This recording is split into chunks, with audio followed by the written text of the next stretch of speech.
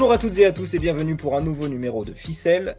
Jamais dans l'histoire du championnat de France de basket, les 4 premiers de saison régulière n'avaient perdu le match 1 des playoffs, jusqu'à cette année. Depuis, l'Asvel est passé tout près de l'élimination face à Cholet, mais va filer en demi pour retrouver Dijon 5e qui a sorti Limoges le 4e, Pau a sweepé 2-0 Boulogne le 3e pour rejoindre en demi Monaco, qui a eu toutes les peines du monde à se défaire de Strasbourg. Bref, les playoffs 2022 nous régalent, comme Ben, Cédric et Nat vont nous régaler ce soir. Salut les amis. Salut. Salut tout le monde. Avant d'évoquer les demi-finales, on va revenir sur chaque série en détail, à commencer par l'Asvel contre Cholet. Messieurs, comment le 8e a failli sortir le premier de la saison régulière? Ben, par exemple, vas-y, commence-toi. Alors, comment Cholet a failli faire l'exploit de sortir l'immense Asvel avec sa saison plus que réussie? Je pense d'abord que Cholet a surfé sur une incroyable dynamique. Je pense que si on reprend les stats, Cholet ne doit pas être loin d'être la meilleure équipe de cette deuxième partie de saison. Donc, ils ont abordé vraiment ces playoffs avec énormément de confiance. Un statut d'outsider qui leur assied à merveille. Comme je l'ai dit, ouais, vraiment, ils ont eu une énorme confiance. Ça a été une équipe de guerriers, battante, vaillante, qui même lorsqu'ils prenaient un éclat, ils ont montré qu'ils avaient les ressources pour revenir. Donc, ils ont montré du cœur, alors que l'Asvel a semblé parfois un peu suffisante, balbutier un peu son basket et a vraiment eu du mal à stopper la fougue choletaise. Et ça s'est vraiment joué à rien. Yes, messieurs, dites-nous. Non, honnêtement, effectivement, je rejoins le point de vue de Ben sur la dynamique. Et puis, surtout, moi, je pense qu'il faut noter le très très bon travail de Laurent Villa. Il a connu une fin d'exercice très moyenne avec l'élan béarnais en mars 2021. Et puis, à un moment donné, il a réussi à créer un vrai collectif avec à la fois des jeunes joueurs, puisque c'est la marque de fabrique de Cholet Basket, Yohan Makoundou entre autres, et puis à un moment donné, les étrangers ont aussi un petit peu apporté leurs pattes, et puis au final, collectivement, on a vraiment trouvé quelque chose d'intéressant. Et on sait forcément que des équipes avec des stars, puisque c'est le cas pour l'Asvel, et on parlera après de Monaco, dès lors qu'on leur oppose une vraie opposition collective, ils peuvent se retrouver dans la difficulté. Je trouve que ça a été le cas sur cette série. C'est pas passé loin. Voilà. Un petit peu d'expérience en plus pour Cholet qui aurait pu permettre de pouvoir vraiment couper cette série et l'emporter. Voilà, il a manqué cette petite expérience, mais en même temps, on peut pas leur en vouloir parce que l'Asvel avait une équipe faite pour aller au bout. Donc, ça aurait été vraiment un exploit incroyable. Je me demande même si on aurait pu voir un aussi bel exploit ces dernières saisons dans les playoffs. Et quand je dis ces dernières saisons, on peut remonter à 20-30 ans. Voilà, ça aurait été un vrai exploit. Il leur a manqué un petit peu d'expérience, mais par contre, vrai pas de collective. Et c'est intéressant pour la suite. Ce qu'a fait Laurent Villa, je pense que Cholet doit s'appuyer là-dessus. C'est peut-être la renaissance enfin de Cholet Basket. Quand on voit le match 2, on a vu quand même la grande supériorité de l'Asvel. Il y a eu par exemple 44 rebonds à 25. C'était un gros match pour l'Asvel, quoi. Évidemment, et puis de toute manière, ils sont meilleurs sur le papier. Donc la domination, ce qui est assez fou, c'est que la domination, elle aurait dû se traduire par un 2-0 clair et net, et puis c'est réglé. Et puis en fait, pas du tout, quoi. Donc, mais au moins, et c'est ça que je trouve cool, c'est-à-dire que le basket, au final, tout peut quand même se passer, quoi. Et on n'a quand même pas été loin de voir Cholet s'imposer 2 fois à l'Astrobal aussi, c'est assez rare pour être souligné, hein. Déjà, le premier match, je pense que personne ne s'attendait à ce que l'Asvel se fasse battre à domicile par Cholet. Alors, ils ont craqué effectivement en deuxième mi-temps lors du Game 2, mais le match 3, ils ont montré qu'ils avaient eu les ressources et ça s'est vraiment joué à pas grand-chose. Ça se joue à 2 points le match 3 et à 4 points le premier match. Ouais, puis l'Asvel, quand ils sont bousculés, que tu commences ils se sont fait bousculer, quoi. C'est surtout ça, dans l'impact, dans toutes les rencontres. Ils ont été vraiment bousculés. Ils ont pas Cholet, moi j'ai trouvé, a vraiment fait déjouer l'Asvel. Enfin, ils étaient vraiment dans l'impact, dans l'intensité. Et ça, l'Asvel, tu regardes à chaque fois en Euroleague qu'ils ont été bousculés de cette manière-là, ils ont eu des difficultés à s'en sortir, hein. Alors sur la saison, c'est vrai qu'on pourrait se poser la question, est-ce vraiment une si grosse surprise? On sait qu'il y a un énorme écart sur le papier entre l'Asvel et Cholet, et pour autant sur la saison régulière, je mets de côté l'Euroleague, mais juste sur la Betclic Elite, j'ai pas eu l'impression que l'Asvel a dominé, a été un rouleau compresseur et a mis vraiment de gros éclats aux différentes équipes de cette Betclic Elite. Donc, effectivement, quand on pose ce constat-là, il y a beaucoup d'écart sur le papier. Après, sur le terrain, ils n'ont jamais vraiment montré une énorme domination. Mais pourtant, leur saison en Euroleague était finie depuis longtemps, quoi. Donc, ils auraient pu se reconcentrer à fond sur le championnat. Et c'est, à mon sens, c'est ce qui leur a permis surtout d'aller décrocher cette première place. Ouais. Oui, c'est clair. Hein, c'est vraiment ce qui leur a permis justement de pouvoir garder cette énergie. Et puis à l'inverse, une équipe comme Monaco qui, de fait, est obligée de laisser un petit peu de côté le championnat. Et puis, mais en même temps, l'Asvel était aussi programmé quand même pour faire un truc sympa en Euroleague. Et ce qu'ils ont fait en Euroleague était pas très bon. Donc, est-ce que vraiment tous les mecs qui sont arrivés pour venir jouer l'Euroleague, ils se sont dit trop cool et tout, on va aller chercher le titre en championnat de France? Pour moi, ils ont été quand même un petit peu aussi déçus et mis à plat par la saison en Euroleague. Je pense.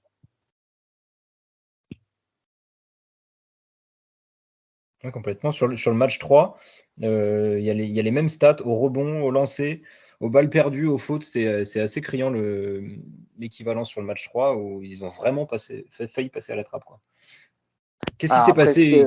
Ouais, dis-nous. Ouais, non, après je disais juste que c'est vrai que si on se fie aux chiffres, on peut se dire qu'ils sont quasiment sur. Alors, quelle adresse les deux équipes avaient, tu vois, mais effectivement, par exemple, sur les rebonds, tu auras une équipe qui aura beaucoup de rebonds au défensif, mais parce qu'en même temps, l'autre équipe a raté beaucoup de tirs. Mais effectivement, je pense que quand on regarde les chiffres et quand on regarde le terrain, les deux équipes, au final, se valaient vraiment, quoi. Non, mais des Américains qu'ils ont fait venir Cholet, là, les derniers, aujourd'hui, ils ont fait ce qu'il fallait, quoi. Cholet, ils ont eu vraiment le nez fin pour s'en remettre la tête à l'endroit. Et c'est vrai que là, c'est Laurent Villain et ses collègues qu'il faut féliciter, mais surtout que la mayonnaise a pris assez vite avec les jeunes. Il n'y avait pas vraiment d'écart. Hein. Et même dans l'impact athlétique, moi, je vois les Antetokounmpo, tout ça, il pèse pas énormément athlétiquement sur ce match. Il n'a pas pesé toute la saison, moi je trouve.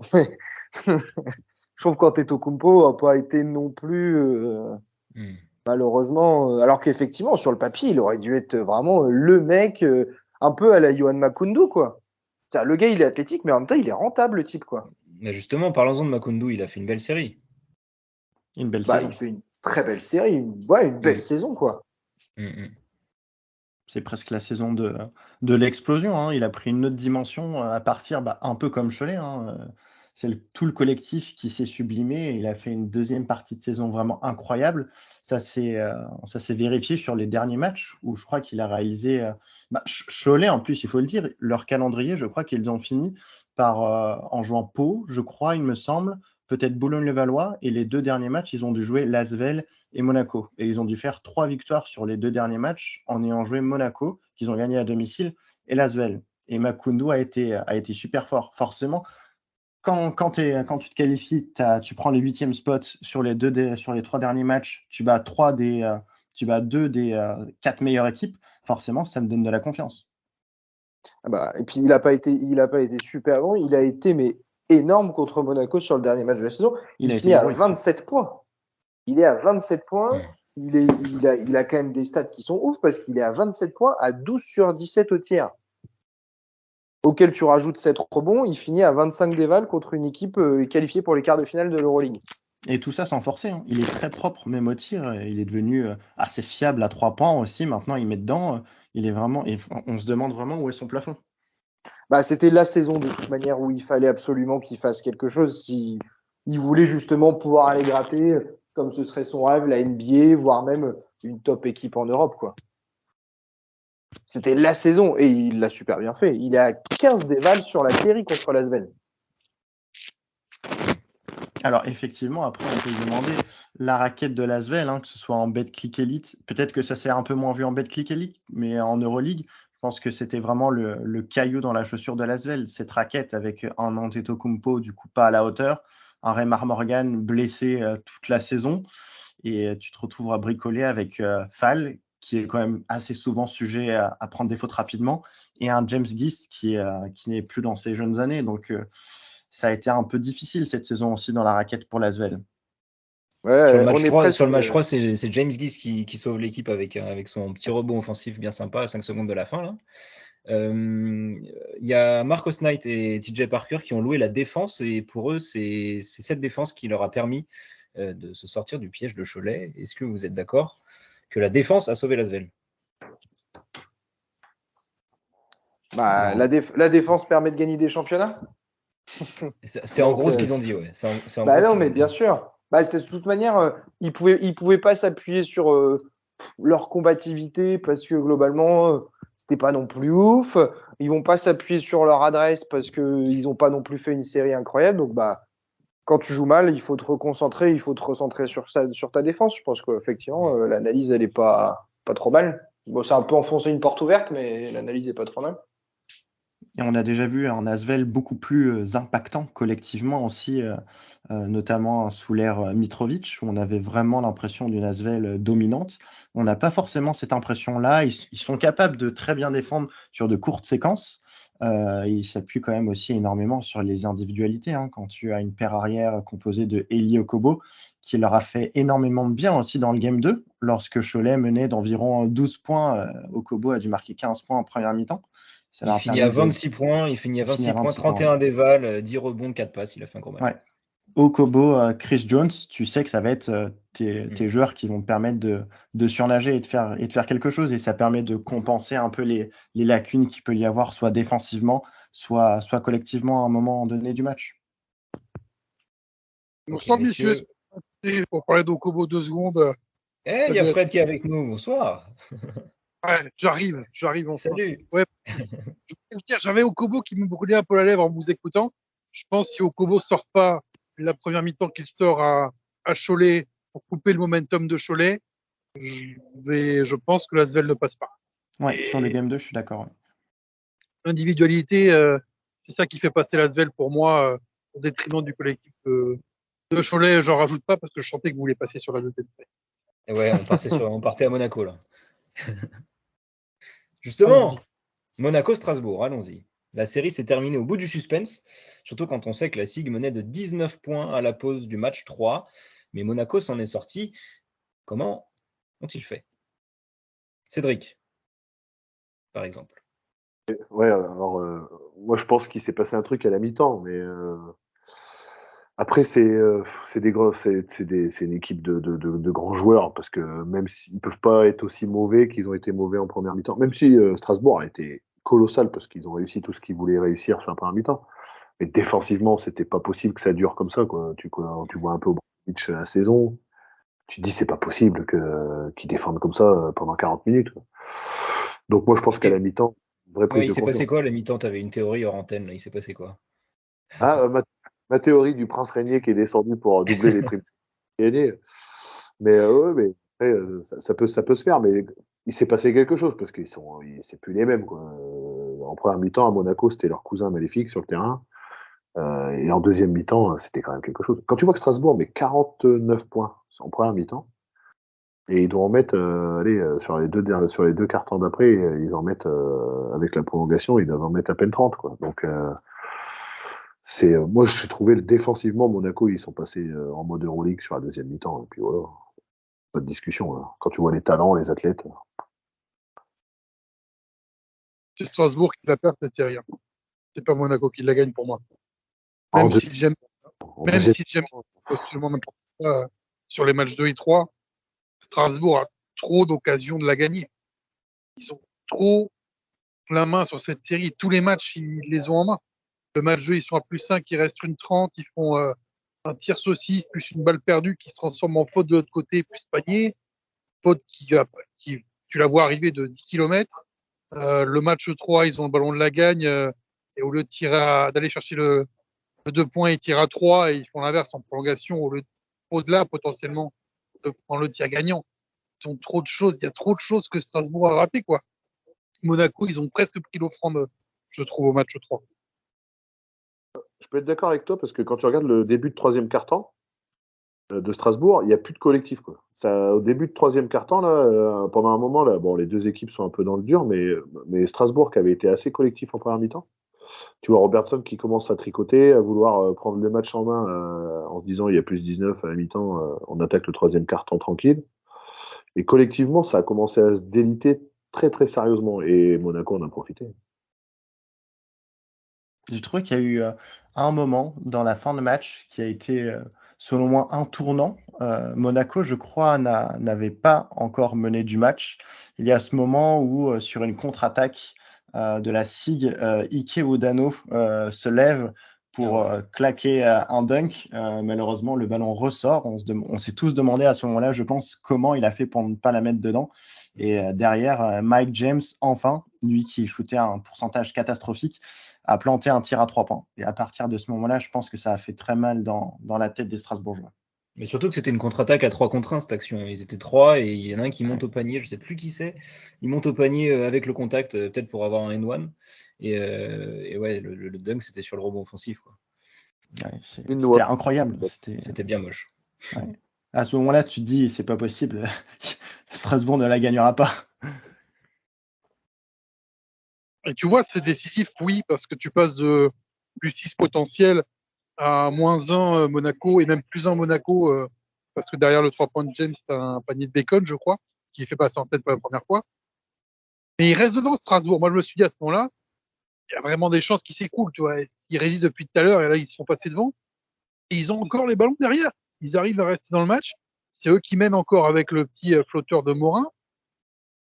Enfin, voilà, regret éternel. C'est tellement facile à dire, mais regret éternel pour Strasbourg.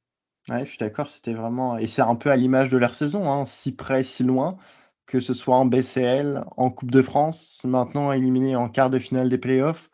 C'est vraiment regrettable. Et on peut souligner, comme tu l'as dit, effectivement, Fred, l'énorme match, la performance majuscule de Yanis Morin, qui a peut-être sorti le meilleur match de sa saison. Tout a basculé en fait sur quasiment un lancer de dé pour Strasbourg. Tu vois, la BCL, tu dis, ils perdent en quart de finale, le match 2 d'un point chez eux. Ils peuvent pas aller jouer le match 3. La finale de coupe, ils sont dominés par un Pau qui était, je pense, qui aurait gagné n'importe quel match ce jour-là. Et puis là, ils tombent sur Monaco en playoff. Le match à Nanterre, le dernier de la saison régulière, ils le perdent au buzzer sur un tir à 12 mètres.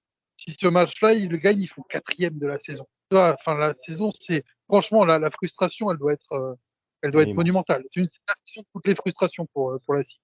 Elle est immense, ouais. C'était une belle équipe, hein. C'était, je pense, mon outsider sur ces playoffs. C'est vraiment dommage. Après, je mets quand même aussi un carton rouge à un joueur, je trouve, côté strasbourgeois, qui a été vraiment en dedans. C'est Juwan Howard, qui malheureusement, comme un symbole, c'est lui qui a raté le dernier lay-up qui aurait fait aller les deux équipes en prolongation. Je voulais justement vous parler de ce duel d'intérieur là, duel, de ce match entre les intérieurs. Yanis Morin qui fait la série de sa vie, il était assez bon. D'ailleurs, depuis, c'est tombé aujourd'hui, le club a annoncé la fin de la collaboration avec le joueur, d'après eux, d'un commun accord. Il va signer Rouen. All right. La rumeur. Allez gars, signe Rouen, j'invite tout le monde au resto. On prend net. Les notes enregistrées, moi je pense que il a fait très exactement ce qu'il fallait faire sur cette série de playoffs pour ce step-up. Et je pense que vous allez voir que je maintiens qu'un JFL de ce genre-là, il n'y en a pas beaucoup qui traînent. C'est pas possible que ça finisse pas dans un top club de Betclic Elite ou peut-être même à l'étranger. On verra. Okay, mais c'est quelque chose qu'on peut aussi souligner, c'est que vu le timing de l'annonce de son départ, on peut imaginer que les discussions et que les deux parties le savaient déjà sûrement avant la série de ses playoffs, ce qui n'empêche qu'il a réalisé, le joueur a été toujours très concentré, il a sorti peut-être les meilleurs matchs de sa saison à ce moment-là. Donc effectivement, on peut dire que on peut parfois discuter effectivement du timing de ces annonces. Là, pour le coup, ça n'a absolument pas été préjudiciable. Et sur la série, par exemple, le match 3, je trouve qu'il y a une bascule. C'est la fin du second quart et le début du troisième de Montier-Jonas, qui a fait un très bon passage à ce moment-là. Ça a été peut-être un des trucs qui a relancé les équipes, qui a relancé son équipe. Donc justement, ce duel avec les intérieurs, avec Yanis Morin. Je pense que je pense qu'il y a une part, en tout cas dans la raquette, il y a une part d'expérience qui a joué en la faveur notamment de joueurs comme Motié Djounas ou que sais-je, parce que pour le coup, l'expérience, Strasbourg en avait. Ah, tu prends un mec, tu prends les mecs que tu as sur les ailes, etc. On parlait de Aki Udano et tout. Ben, ces mecs-là, à un moment donné, ils ont quand même de l'expérience, ils ont de la bouteille. Mais par contre, dans la raquette, effectivement, Yanis Morin, c'est pas non plus 72 000 matchs de playoff derrière lui, quoi. Voilà. Alors, par contre, c'est plus trop un gamin parce que Yanis Morin, on a l'impression, vu qu'il a jamais vraiment explosé, que c'est encore un jeune joueur, il a 28 ans. Donc normalement, il va petit à petit arriver dans son prime, normalement. Mais par contre, pour le reste, il n'y a pas non plus beaucoup d'expérience dans la peinture du côté de Strasbourg. Et je pense qu'effectivement, Donatas Motiejunas en a profité. Et puis l'équipe de Monaco aussi, parce que sans parler d'expérience, d'âge, etc., à un moment donné, effectivement, avoir joué toute la saison en Euroleague, commence à payer. Là, sur le match 2, Dwayne Bacon, par exemple, est fantomatique. D'ailleurs, je crois même qu'il joue 2-3 minutes. Mais par contre, sur le match 3, à un moment donné, quand il faut apporter le truc, il est là, quoi. Et Monaco n'a joué qu'à 6, on le disait hors antenne, mais en seconde mi-temps, il n'y a vraiment pas eu beaucoup de rotation. On sait qu'il n'y avait pas sur la feuille de match ni Danilo Andzuzic, ni Paresli, ni Rob Gray, mais ça on a l'habitude, ni Dante Hall, qui sont quand même 3 joueurs sur lesquels Obradovic s'appuyait énormément en Euroleague. Selon vous, pourquoi du coup ces 3 joueurs-là n'étaient pas sur la feuille de match? Ouais, il est bizarre, ça Obradovic, faut le dire. C'est son côté de l'Est. Je te dis, les amis qui a fait jouer télé, qui n'a pas joué un match depuis 3 mois, il a fait rentrer le petit des Maïs, qui n'a pas rentré non plus sur le terrain depuis je sais pas combien de temps. Ouais, mais c'est clair que. D'ailleurs, mais j'ai l'impression un peu comme Mitrovic, des fois, que ce soit Obradovic comme Mitrovic, il y a des rotations qui s'expliquent pas trop. En tout cas, il y a des choses que j'avoue que des fois, on a du mal à expliquer, quoi. Mais quand ça marche, t'as envie de dire, ok, ça marche. En attendant que Cédric vérifie son micro, parce que ça commence à grésiller, on va partir sur la série suivante. Yes. Après sa victoire en Coupe de France, l'élan béarnais s'est offert un sweep contre le 3e de la régulière, Boulogne-le-Valois. Messieurs, que se passe-t-il avec Pau? Et puis que se passe-t-il avec Boulogne? On verra ça ensuite. Mais que se passe-t-il avec Pau? J'ai envie de dire qu'ils ont fait ce qu'il fallait et que c'est pas du Pau. Excellent. Voilà, merci, bonne soirée. Non, mais je trouve en tout cas que, moi, depuis le début de la saison, et on peut reprendre le premier podcast qu'on a fait avec Ficelle cette saison, moi j'avais dit que je trouvais que Pau me plaisait. Alors on met de côté tous les aspects administratifs, etc., etc. Moi j'aime bien les joueurs qui sont dans cette équipe, quoi. Voilà, moi j'adore Brandon Jefferson. Je trouve que Jovan Onyongue est un joueur qui est capable d'amener ce petit fighting spirit. Bref, moi je trouve que cette équipe elle est plutôt bien. Ils sont allés chercher le truc. Alors après, et puis Vincent Collet l'a dit aussi, effectivement, c'était pas non plus la meilleure équipe de Boulogne-le-Valois de la saison, vraiment loin de là. Je trouve que sur cette série, il y a un peu des deux, c'est-à-dire qu'il y a vraiment un Boulogne-le-Valois pas trop là. Et puis en même temps, il y a une équipe de Pau qui a fait le job. À un moment donné, ils sont pas allés en finale de la Coupe de France pour rien non plus. Ils ont aussi fait le job, mais Boulogne-le-Valois était pas là, donc c'est dur non plus de donner tous les mérites à Pau, quoi. Pau est une équipe de coupe. On a l'impression ils aiment les séries, ils aiment les matchs avec gros enjeux. Après, effectivement, comme tu dis, Nat, sur le papier, elle est vraiment très alléchante, cette équipe de Pau. J'avoue que j'ai eu un peu peur, juste avant la finale de la Coupe de France, sur les annonces qu'il y a eu sur Pau, sur le côté extra-sportif. C'est pas tout rose non plus dans le club.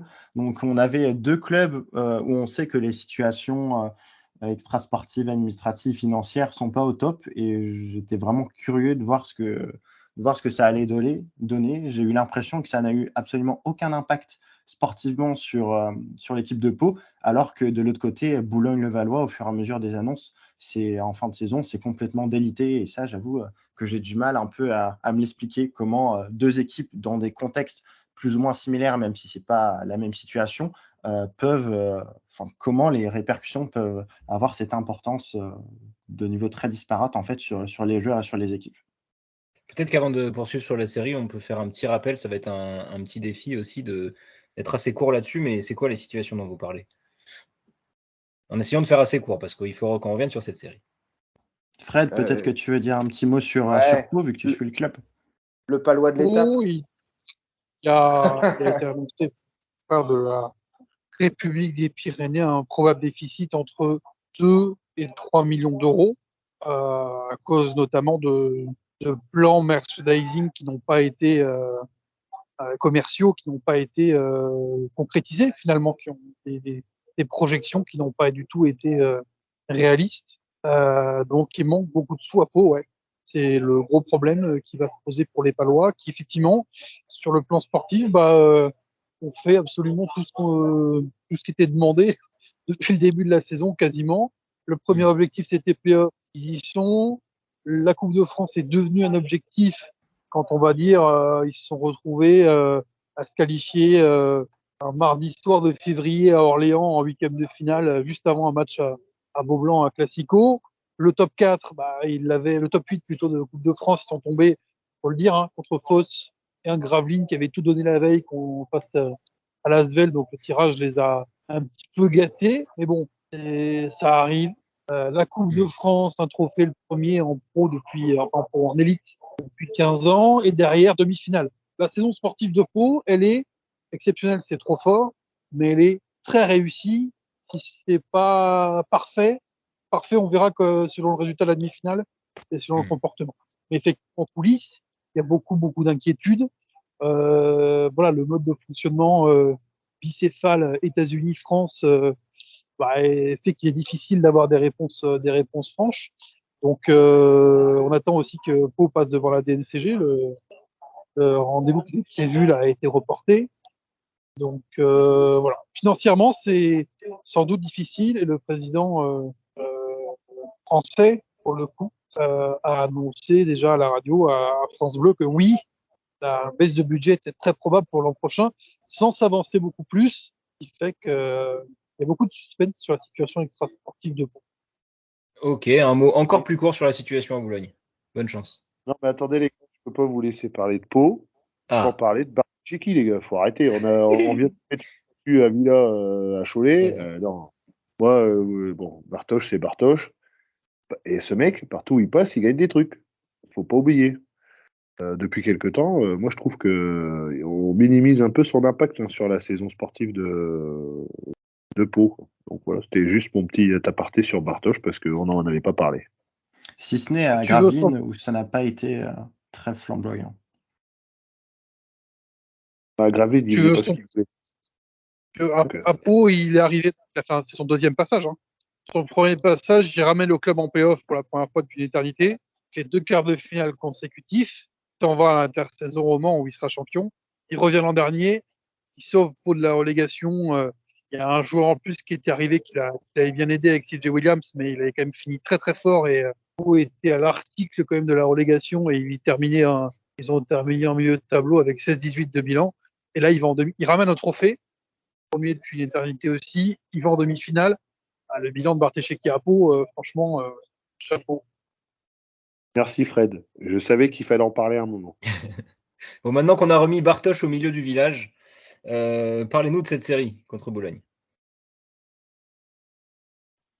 Boulogne était diminué. Pour n'importe qui, je crois que c'est assez clair, même si Boulogne s'est bien révolté quand même au match 2, mais voilà, là aussi, il y a un panier de Brandon Jefferson qui change les choses. 45 degrés à gauche, il y a 2 points d'écart, il met un panier avec la planche au buzzer. Derrière, le match, il est quasiment fini. Et puis, tu as eu la blessure de Dominique Archie au poste 4, qui a re-responsabilisé Jérémy Leloup, au capitaine, qui a mis aussi Adassane dans la rotation. Et ça a un petit peu débloqué les choses. L'équipe a un peu mieux joué sur la fin de saison. À voir si Dominique Archie, qui est revenu là, dans le groupe pour le dernier match, même sans jouer, ça peut reprendre sa place finalement parce que l'équipe a retrouvé de la sérénité. Ce qui n'a pas toujours été le cas cette année. Ils se sont un peu pris la belle bleu bec pendant l'année, mais au meilleur moment finalement, ils ont décidé d'être regroupés. Et puis Boulogne-le-Valois a fait quand même une fin de saison un peu en demi-teinte. Ils ont longtemps dominé en Betclic Elite. Je pense que la saison d'Eurocup, où malgré tout ils ont quand même été assez loin, a pesé à la fois dans la tête, dans les jambes, parce qu'on parle d'une équipe qui n'a pas le même roster et la même profondeur que des équipes comme l'Asvel ou Monaco. Et ça a commencé à peser vraiment en fin de saison. On ajoute à ça, du coup, effectivement, la situation extra-sportive, qui, pour faire court, effectivement, il y aura une dissociation entre Boulogne et Levallois, avec un avenir qui s'inscrit vraiment en pointillé. On ne sait pas quelle sera la salle, effectivement, des Mets. Donc, beaucoup de flou autour des joueurs, de l'équipe, du coach, du staff, et potentiellement, ça a peut-être pesé sur le moral des joueurs. Au-delà de ça, la mairie de Boulogne a aussi dit qu'ils allaient se désengager de tous les projets, quoi. Donc, quand tu vas aller jouer, puis tu sais que derrière, il ne va plus rien se passer, que ça va être ultra complexe. D'avoir envie. Avec potentiellement en plus des joueurs qui ont fait des grosses saisons, comme Vince Hunter, Will Cummings, qui ont des CV. Les Mets, ils ont quand même une belle équipe sur le papier. Ils n'auront aucun mal à retrouver un club derrière. Donc, effectivement, sur le sentiment d'appartenance au club, les joueurs avaient peut-être aussi déjà la tête ailleurs. Et le coach aussi avait la tête. Potentiellement. Ça, on verra. Il avait 2 ans de contrat, il me semble, donc il lui reste 1 an à faire sous contrat, donc on verra. Avec l'équipe de France aussi, en plus, il y a eu des rumeurs à l'Asvel. Avec la saison d'Euroleague, ça paraît un peu compliqué, donc pour Vincent Collet, effectivement, il faudra voir. Est-ce que vous avez un dernier truc à dire sur cette série ou on va à Limoges ? Décevant, c'est quand tu vois la saison magnifique. Enfin, je pense que pas grand monde n'attendait à ce que les Mets en début de saison dominent. Autant ils ont dominé presque 70 voire 80% de la saison. On s'attendait, je pense, moi le premier, à voir autre chose, un autre visage des Mets lors de ces playoffs. Donc c'est dommage, et c'est aussi dommage pour Vincent Collet qui a eu quand même pas mal de difficultés, on va pas le cacher. Ces dernières saisons sur les playoffs, c'est assez dur de le voir sortir au premier tour. Nat, Fred, Cédric, on va à la suite ? Ouais, on peut partir, on peut voyager. Eh bien, nous sommes à Dijon et au match 2, il reste 4 secondes sur l'horloge lorsque Demonte Harper attaque vers le cercle pour égaliser. Mais c'est manqué, Limoges est éliminé par Dijon. Que s'est-il passé sur cette série, messieurs ?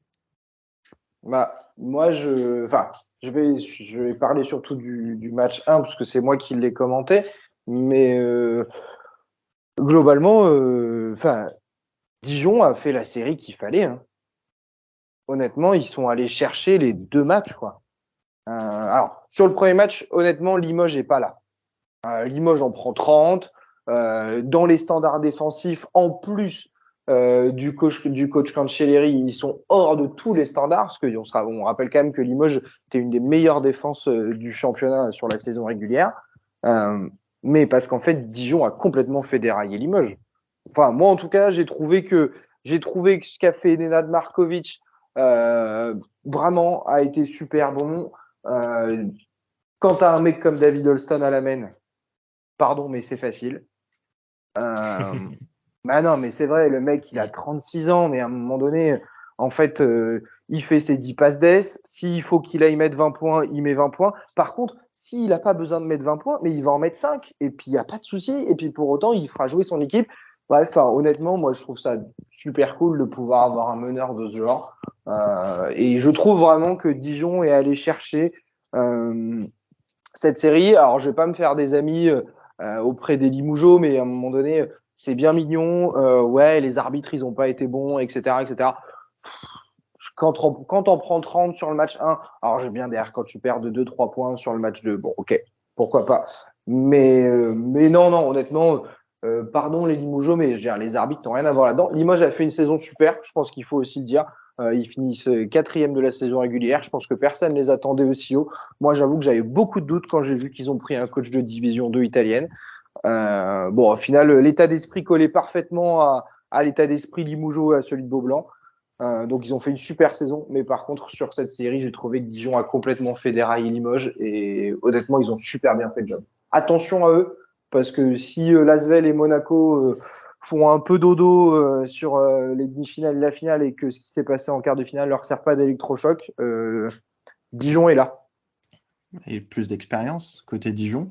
Et comme tu l'as dit, hein, j'ai presque envie de dire, tu fais une équipe avec un joueur qui s'appelle David Holston et t'es clairement un outsider. Hein. David Holston, comme tu as dit, formidable joueur.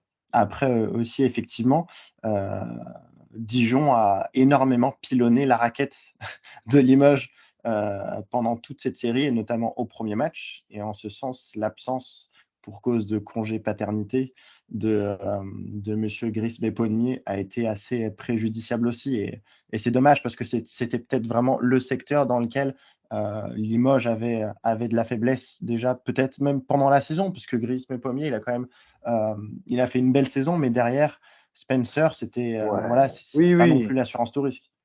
Non, et puis pareil, Grémy Pommier, c'est pas non plus le meilleur intérieur de Bec Liquide. Et j'adore ce gars et je trouvais qu'il a fait le super bon travail à Saint-Chamond. Et puis en role player, il est bien.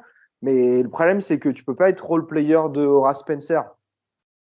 Parce que Horace Spencer, il est cool, quoi. Tu peux aller boire un café avec lui et tout, c'est cool, hein. Mais... Non, mais puis il est costaud. Enfin voilà, c'est un intérieur de base. Mais c'est pas non plus Gavin Ware, quoi. C'est ça. Alors, Gavin Ware a pas été, je l'ai trouvé moins bon sur le match 2 que sur le match 1. Où, honnêtement, sur le match 1, comme tu l'as dit, ils ont pilonné dans la raquette. Et puis, en plus, vraiment, Gavin Ware a fait un festival, quoi. Le mec, il s'est gavé. Ouais, non. Okay. Honnêtement, Horace Spencer, plus, du coup, Pommier, mais Pommier qui était pas là. C'est clair que ils ont quand même joué avec Hassan Endoy en poste 5.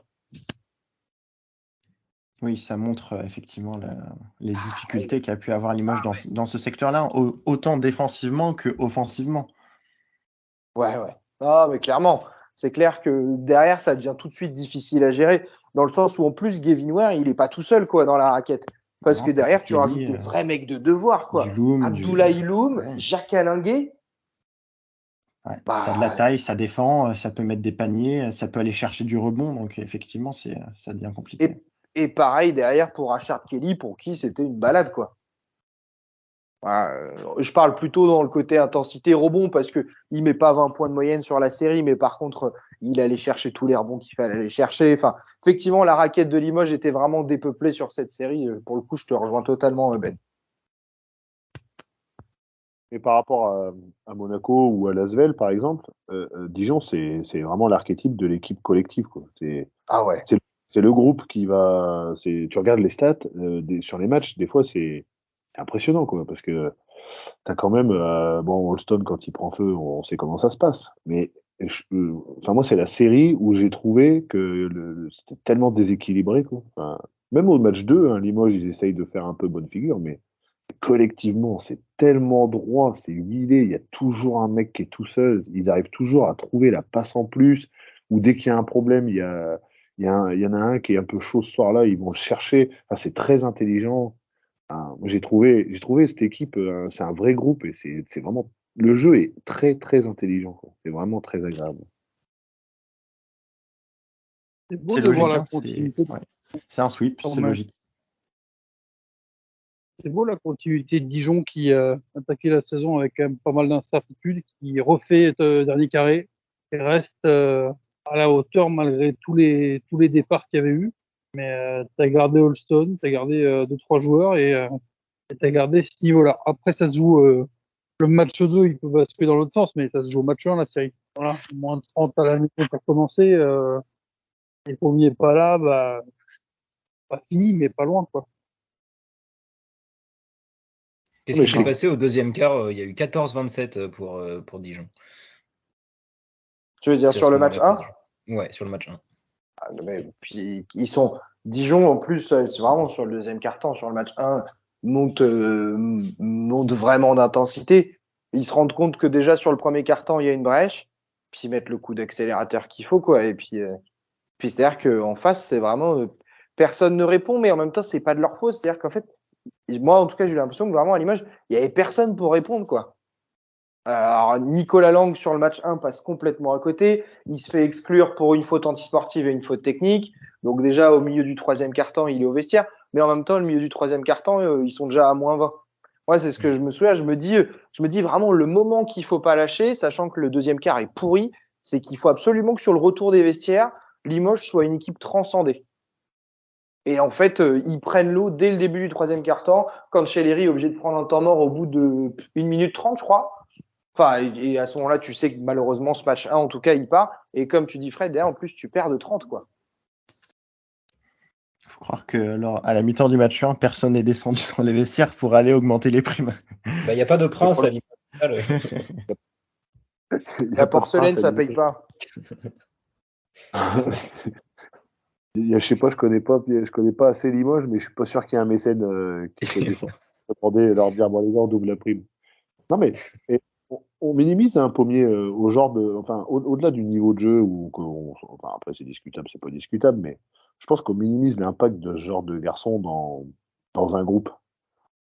Il met la dynamique défensivement, il met quand même il donne de lui quoi, et il met une vraie dynamique. Et je pense que derrière il sécurise et il a vraiment quand il est là, déjà les shooters ou les choses comme ça, ils sont déjà beaucoup plus libres parce qu'ils ont moins à défendre, peut-être aussi, ils ont des choses à faire en moins. Et moi, je serais quand même curieux d'aller voir un peu comment ça se passe dans ce groupe, quoi. Je serais curieux de voir comment ça se passe au quotidien. Ils ont fait une excellente saison. T'en parlais, Nat, le coach qui vient de D2 italienne, mais même le recrutement, sur le papier, il y avait assez peu de spectateurs du basket qui étaient très enthousiastes sur leur équipe. Quand ça va recruter du Massenberg, du Harper, on était loin de se douter qu'ils allaient faire des saisons comme ça. Je trouve qu'il y a vraiment eu vraiment un cœur, une âme qui s'est construite au fur et à mesure de la saison dans cette équipe. Et c'était vraiment beau à voir. C'était peut-être les deux équipes, Limoges et Strasbourg, avec peut-être aussi Dijon, où j'ai vraiment senti qu'il y avait cette alchimie et ce collectif et que ça pouvait peut-être potentiellement faire un upset en play-off. Ah, mais c'est clair, je trouve que, enfin, effectivement, sur cette série, ils n'ont pas été là, mais sur la saison, c'est une vraie belle surprise. Il y a eu ce débat sur Twitter, est-ce que Cancelleri doit être entraîneur de l'année, Vincent Collet, etc. On va pas revenir sur ce débat-là, mais en tout cas, effectivement, s'il l'est, il n'y a pas débat.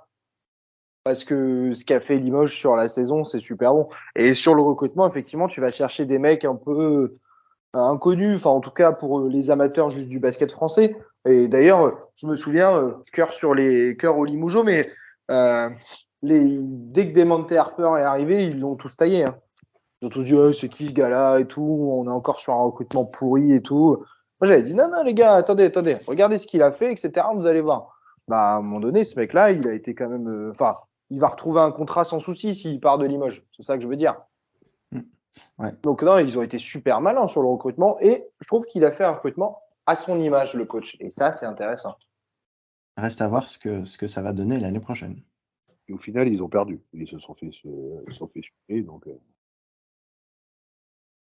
En plus, ouais, mais je sais même pas, tu vois, Cédric, je sais même pas si au final, est-ce que vraiment Limoges va tirer un bilan négatif de sa saison, même s'ils se sont fait sweeper. Je pense qu'ils vont quand même finir sur un petit goût positif. Oui, mais je sais pas. Tu peux pas tirer un bilan négatif de la saison de Limoges, c'est pas possible. Tu peux tirer un bilan négatif du quart de finale parce que tu arrives et qu'effectivement tu te fais surprendre un peu salement. La saison de Limoges, personne ne les aurait mis quatrième en début de saison. Ils ont trouvé un groupe, ils ont trouvé un coach qu'ils ont prolongé. Donc là aussi, ils auront peut-être un peu de stabilité. Ils n'ont pas eu forcément récemment au niveau du coaching.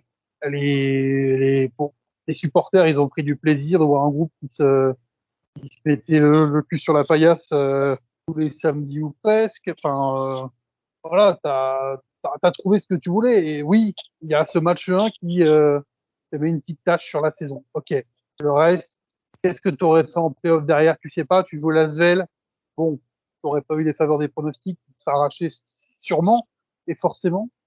Mais là, tu es dans l'hypothétique. Sur le factuel et sur tous tes matchs de la saison, elle est super. Tu vas retrouver la Coupe d'Europe l'an prochain. Tu as coché toutes les cases, sauf une petite que tu as ratée à la fin.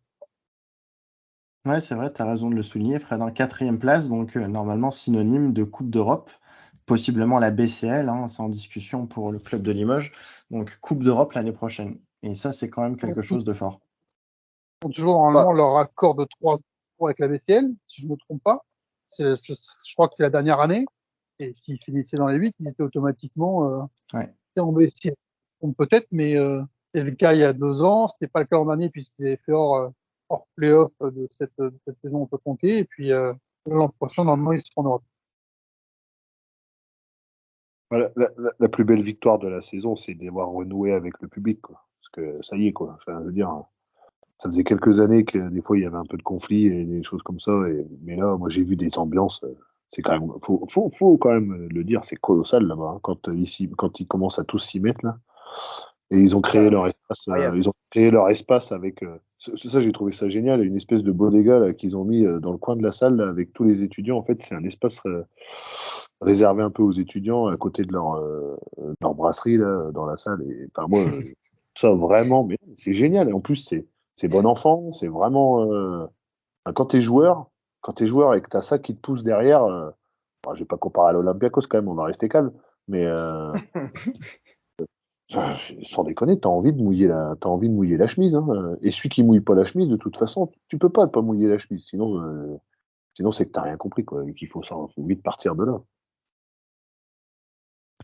Ah, mais c'est clair, faut rendre un vrai hommage aux supporters à Limoges parce qu'ils ont cette culture, quoi. Et le risque, des fois, en plus, quand les résultats sont pas là, c'est que tu perds de l'engouement et au fil du temps, cette culture se perpétue plus. Mais en fait, sauf si un jour il y a plus de club, il y a aucune raison que ça s'arrête, quoi. Parce que tu le vois, en fait, dès qu'il y a des résultats positifs, ça revient tout de suite. Messieurs, allons maintenant sur les demi-finales du championnat de France. On va commencer par l'Asvel contre Dijon. Que va-t-il se passer, selon vous? Est-ce que l'Asvel va se qualifier? Je rappelle que c'est au meilleur des 3 matchs, au meilleur des 5 matchs. C'est le premier qui a 3 victoires qui est qualifié pour la finale. Que va-t-il se passer? Il faut aussi rappeler que c'était la finale du championnat de l'année dernière. Et donc, ça va être vraiment très chouette de retrouver ces deux équipes face à face, cette fois en demi-finale. Je suis un peu plus peut-être mitigé que mes confrères Cédric, Nat, voire même Fred, je pense, sur Dijon. J'ai trouvé qu'ils avaient quand même perdu assez gros à l'intersaison. Je les ai trouvés. Alors, ils ont fait une très belle saison, hein, globalement. J'ai trouvé que, par contre, sur quelques matchs, ils étaient vraiment capables de passer vraiment en dedans. Et donc, si on n'a pas un énorme David Alston, j'ai un peu de mal à voir quel joueur pourrait vraiment tirer son épingle du jeu à Dijon. Peut-être Cadine Carrington. Mais ouais, si l'Asvel retrouve sa défense, son intensité sur 5 matchs, j'ai peut-être du mal à voir Dijon créer la surprise. C'est clair que sur 3 matchs, sur 2 victoires, c'est peut-être un peu plus facile de passer que sur 5, surtout avec une équipe qui en face à l'expérience de l'Euroleague. Mais pour moi, il n'y a même pas de... Enfin, autant David Alston peut passer à côté sur des matchs de championnat, mais c'est vraiment le genre de mec, c'est vraiment le ricain de base, quoi. C'est-à-dire que c'est le mec qui, quand il rentre en mode playoff, et un autre gars, mais en même temps comme d'autres, hein, et à l'Asvel, il y en aura plein des joueurs comme ça, justement, qui, quand ils rentrent en mode playoff, peuvent être fous. Je pense que un Chris Jones, si jamais vraiment il est en feu, David Alston, peut-être que même en face, il n'existe pas, quoi. Mais sur 5 matchs, effectivement, je pense que ça peut être dur pour Dijon de passer. Mais en même temps, je crois qu'on l'a vu sur ces playoffs, que ce soit en Betclic comme en Pro B, il faut plus faire de pronostics, quoi. Il peut se passer des trucs, il peut se passer des trucs assez fous et c'est cool, c'est sympa. Mais non, honnêtement, cette équipe de Dijon, par contre, par ses joueurs de devoir, peut vraiment embêter l'Asvel. On l'a dit d'ailleurs quand on a parlé de l'Asvel et de Monaco, ces équipes-là, quand on leur rentre dedans, peuvent être dans la difficulté. James Gist, Gavin Ware, attention, hein, Gavin Ware, il va en rendre des coups, quoi. Alors, Gist va avoir l'expérience, mais à un moment donné, le mec, il va rendre des coups, quoi. Abdoulaye Loum, Jacques Alinguet, ils vont pas passer un bon moment, les intérieurs de l'Asvel, hein. Enfin, on l'a dit, en plus, c'est leur point faible, quoi. J'étais vraiment très faible. J'ai expliquer ce que Bell est en train de faire. Cédric, on ne t'entend pas tout à fait, je dois avouer. Pardon. Et non, on m'entend mieux? Pas trop. Fred, vas-y, en attendant que Cédric règle son problème en pliant peut-être son casque dans tous les sens. C'est peut-être une solution. Fred, dis-nous. Perplexe. Si je vois un upset sur les deux demi, c'est plutôt celle-là. Parce que même si vous parlez beaucoup d'expérience en Ligue Lasvel, ok, pas de souci. Ils ont fini très fort la saison régulière. Ils font, je sais plus, 10 victoires de suite, 11 victoires, je sais plus, pour aller chercher la première place. Mais tu vois, sur la série contre Cholet, même s'ils se remobilisent, c'est pas constant. C'est pas constant. Alors, je pense qu'il faut que Dijon fasse la série parfaite pour passer. Mais, Lasvel, il y a des trous dans la cuirasse qu'il n'y avait pas l'an dernier pour moi. Tu vois, l'an dernier, franchement, je les voyais être champions au bout, même si Monaco me paraissait fort. Je pensais que Lasvel serait champion à nouveau. Là, cette année, je me dis, Dijon, pourquoi pas? Il y a une vraie ouverture pour eux. Voilà, Lasvel est moins fort. Ils ont perdu Kaudi aussi, blessé lors du match 3 là, contre Cholet. Donc, C'est au genou, je crois que c'est pas fin de saison. Il me semble avoir lu. C'est annoncé fin de saison. Ouais. Ouais, c'est opération même, je crois. Absolument. Ouais. Ouais, c'est le. T'as une ouverture. Ils ont effectivement Holston qui est toujours là, qui à un moment donné sera le niveau, à un moment donné, et pas aujourd'hui. Voilà, il y a quand même des bons lieutenants, et effectivement à l'intérieur où Lasvel est montré assez faible, c'est très fort, mais un peu friable. Il faut peut-être insister et vivre avec ça. Cédric, on t'entend, ton micro marche. Oui, non, mais c'est super. Tu peux y aller. En plus, ça allait être particulièrement pertinent ce que j'avais à dire, tu te doutes Mais bien. justement, c'est pour ça que je te redonne la parole, parce que voilà. Non, mais je revenais sur mon impact. Tout le monde l'a souligné, mais je reviens vraiment sur cet impact. Il y a à Dijon complètement le genre de joueur. Si physiquement Dijon arrive à tenir le choc sur les rotations sur des séries en 3 matchs gagnants, moi je serais Lasvel, je serais quand même pas hyper rassuré de jouer Dijon tout de suite avec ce genre de joueurs. Ils ont vraiment des bonnes ronces à l'intérieur là, qui vont vraiment les impacter. Et je me répète, ils aiment vraiment pas ça, Lasvel. Dès que tu commences à bousculer et entre guillemets un peu à salir le match, mais entre guillemets, ils aiment vraiment pas ça. Et je pense que ça va être à suivre.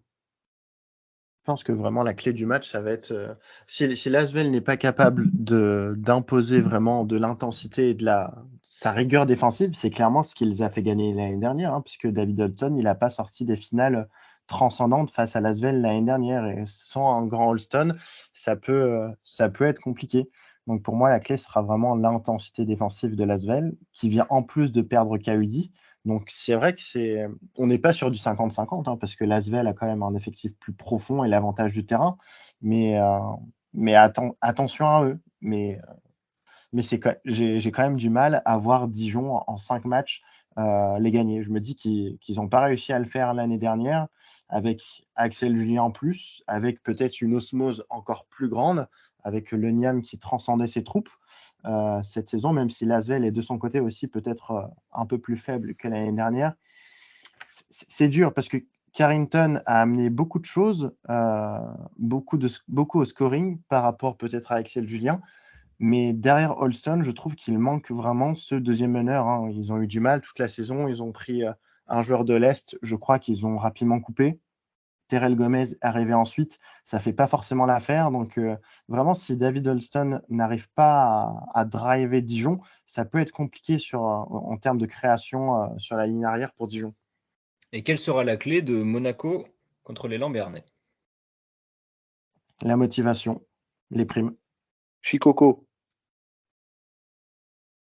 La défense de Monaco. Nat, faut que tu dises un truc parce qu'ils ont tous dit un truc. Bah non, parce que moi j'allais dire exactement comme Fred, justement. J'allais effectivement dire la défense de Monaco. C'est pas non plus le même type d'équipe. Pau, Strasbourg. Pas oublier que Strasbourg, c'est quand même la 4e meilleure attaque du championnat. Donc effectivement, Monaco a été dans la difficulté. Pau est capable aussi de faire des cartons. Par contre, si Monaco met les bouchées doubles en défense, je pense qu'il n'y a pas de série. La défense et l'agressivité. L'agressivité offensive, hein, je me souviens des 2 matchs de saison régulière. Pau a été vraiment très très en difficulté pour tenir les extérieurs de Monaco, notamment Paris-Lee, quand celui-ci agressait et pénétrait dans la raquette. Hein. Puisque de toute façon, tu sais que Brandon Jefferson va jouer plus de 30 minutes par match. Bibbins aussi va jouer et c'est 2 meneurs qui font peut-être 1m70 et défensivement, ils vont souffrir. Donc, il va falloir que Monaco soit capable d'aller les agresser aussi. Les 2 équipes, elles se sont jouées il n'y a pas longtemps. C'était fin avril à Monaco. Bon, c'était une semaine avant la finale de Coupe de France pour Pau, qui avait sûrement un petit peu notre derrière la tête, mais Pau était quasiment toujours dans le match, à 7-10 points pendant toute la deuxième mi-temps, mais Monaco avait toujours mis le panier ou fait la bonne action pour empêcher que, tu vois, il y ait un rapproché et puis que Pau essayait de s'enflammer. Pau n'avait pas mis les quelques tirs ouverts à 3 points qu'ils avaient eu pour essayer de revenir, et tu sentais que, je crois que c'est ce qu'avait dit exactement Eric Barthéchik en conférence de presse après, si près si loin. Il y avait quand même un gros gap entre les 2 équipes en contrôle de match, tu vois, en maîtrise de rythme et de ce qu'il faut faire au bon moment. Après, Pau est sur sa lancée de 2 bons matchs pour finir la saison régulière en battant Strasbourg pour reprendre le goal average du pied à la 6e, en allant gagner à Roanne dans un match où il faisait à peu près 97 degrés à la vacheresse et où le public avait poussé fort en début de match, sur la lancée du quart de finale et sur la lancée de de toute façon en face c'est Monaco. Qu'est-ce qu'on a à perdre? Rien. On a vu Strasbourg. Strasbourg a laissé un peu sa vie sur le parquet contre Monaco. Ils n'ont pas réussi à gagner, mais ils ont dû faire. Voilà, il faut être dans un basket total. Aucune retenue. Rien à perdre pour Pau. Maintenant, je vois mal sur 5 matchs. En gagner 3, c'est beaucoup. C'est peut-être un peu trop. On aurait dit une série en 3 sur prendre Monaco, pourquoi pas. Série en 5, un petit peu long. Après, Pau a fait un parcours assez atypique cette saison, donc voilà. En même temps, tu l'as dit Fred tout à l'heure, hein, sur la série avec Strasbourg, aurait pu gagner les 3 matchs. Hein, donc pourquoi Pau n'en serait-il pas capable? Surtout que Mike James joue avec, il a un doigt fracturé, voilà, il shoot à 5 sur 23 peut-être les 2 matchs. Donc il est clutch, certes, mais sur l'ensemble du match, il n'est pas non plus transcendant en termes d'adresse. Donc pourquoi pas, hein. On sait que Pau est capable de bien jouer collectivement. Monaco se repose beaucoup sur ses individualités. Ça n'a pas forcément payé dans la série face à Strasbourg. Pau a une raquette aussi qui est peut-être, on peut le dire, supérieure à celle de Strasbourg. Hein. Quant à Shikoku, offensivement, tu as un joueur qui a peut-être les mêmes doigts que Moti Junas, qui a de très bonnes mains. Et après, derrière, tu as Ndiaye qui peut aussi faire un chantier. Shikoku est bien câblé, oui, ce qui n'a pas été toujours le cas cette saison. Là, il a eu un petit souci à la cheville sur le quart de finale, donc faut voir ensuite comment ça peut. Mais oui, ils ont un effectif quand même de 10-11 maintenant, et Monaco, malgré son effectif de 14-15, il y a peut-être un petit coup de fatigue aussi. L'Euroleague leur a pompé l'énergie longtemps jusqu'au match 5 Olympiakos. Là, James est blessé effectivement. Et surtout s'il joue à 6, ouais. Et tu laisses des étrangers en tribune aussi. T'es obligé, ça à chaque match de toute façon. Et puis là, tu viens de te faire quand même 3 matchs. Alors le premier, un tout petit peu moins, mais quand même, ils avaient essayé de revenir à la fin. Et là, les 2 matchs que tu as enchaînés, les 2, ils vont trop long. Tu as cramé beaucoup d'énergie à la fin. Peut-être que la chance de Pau est sur le match 1. Si le match 1, tu arrives à le prendre, il y a série. Si le match 1, tu le prends pas, alors j'ai du mal à voir. Je pense que là, le tournant, il est d'entrée pour Pau et pour cette série. En tout cas, c'est typiquement l'équipe qui est capable de faire des coups, quoi, Pau. Ouais, mais bon, franchement, autant je vois Dijon aller chatouiller l'Asvel, autant, bon, Dieu sait pourtant l'amour que je porte à mon vieux Bartosz, je vois pas Pau aller chatouiller Monaco, là. Je pense qu'ils se sont fait tellement peur, Monaco, que là, c'est fini, quoi. Ça, je pense qu'ils vont dérouler, ça va être... Enfin, je peux me tromper, mais dans la physionomie, dans tout ça, dans tout ce qui s'est passé, j'ai vraiment l'impression que sur la deuxième mi-temps, Monaco, je pense que malgré tout, je vois pas Pau les chatouiller, quoi. Je pense que ça va vraiment être très, très, très, très dur. Vous avez beaucoup été au match aller. Hein. Au match aller, il y avait 35 minutes à Pau, vous avez fait un super match de basket. Ouais, mais ils avaient explosé en vol sur les dernières minutes. Je crois qu'ils avaient pris un 18-0 sur les 5 dernières minutes, mais ils les avaient vraiment embêtés. Et même, je te dis, le match au retour où il y a une classe d'écart, ils ont 2-3 shoots. Si les shoots rentrent, tu reviens à 3 points ou à 4. Tu reviens à une grosse possession et tu aurais bien voulu voir ce que Monaco aurait fait dans cette position-là. Donc, c'est un peu de la fiction, mais il y a peut-être de quoi gratter, mais c'est comme Dijon, quoi. Il faut pas te permettre de faire une série à 80 à 85%. On arrive à 1 heure de podcast. On va terminer sur un pronostic parce qu'il faut se mouiller. Pour les deux séries, chacun, vous allez me dire ce que vous pronostiquez. Nat, tu commences. Non, moi je vais être simple, hein, je vais pronostiquer Asvel et Monaco. Pour moi, l'équipe qui peut le plus faire gratter, c'est Dijon. Mais voilà, je terminerai sur un truc, c'est voilà, si le match 1 bascule pour Monaco, effectivement, la Partoche, ça très compliqué pour Bartosz. Oh, nice. Justement, Cédric. Moi, je vois un bon vieux Dijon-Monaco. All right. Fred. Je vais dire 3 Monaco. Ouais. Et je vais c'est celui-là qui me pose problème. Et je vais dire 3-2 Dijon. Allez, la méga cote. Ok. Ben. J'aime bien Fred, il y a des chiffres, j'aime beaucoup. Ben. Je vais dire l'Asvel sur un 3-2. Et je vais dire Monaco. Non, allez, je vais dire Pau en 3-2. Ok. On nous a pas dit qu'il fallait donner les chiffres aussi. Sinon, on aurait donné les chiffres. J'ai dit un pronostic, voilà. Ah, mais ils ont voulu faire les malins. Voilà. Oui, ils ont rajouté des trucs en plus, bah ouais. Il faut être factuel, les gars, faut le dire. Excusez-moi, la prochaine fois, je donnerai les règles du jeu comme il faut. En tout cas, le premier match de ces demi-finales, c'est mercredi soir, le match de l'Asvel contre Dijon, et c'est jeudi, le premier match de Monaco-Pau.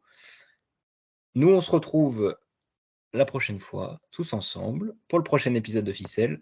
Merci les gars d'avoir été là. Merci à toi. Merci à toi. Et il n'y a pas de quoi, à la prochaine, salut. Salut. Salut.